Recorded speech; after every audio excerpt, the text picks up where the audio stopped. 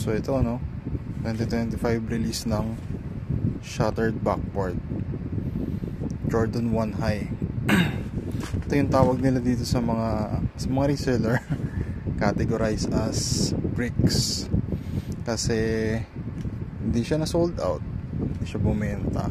Hindi ako sure kung ilang pairs ang ni-release ng Nike, pero siguro 100 something yan or more. Kasi kung limited to, isip ko kung limited siguro to. Tapos baliktad ang swoosh. Sold out kagad to. Pero since ano lang siya, parang naging GR lang release kasi sobrang dami siguro. Hindi ako sure kung ilang quantity ng pairs ang ni-release ng Nike. Anyway, good yan para sa mga nakongolekta. Kasi SRP lang. Tapos yung may mga reseller pa na kumuha, tapos binibenta na lang ng below SRP kasi walang kumukuha.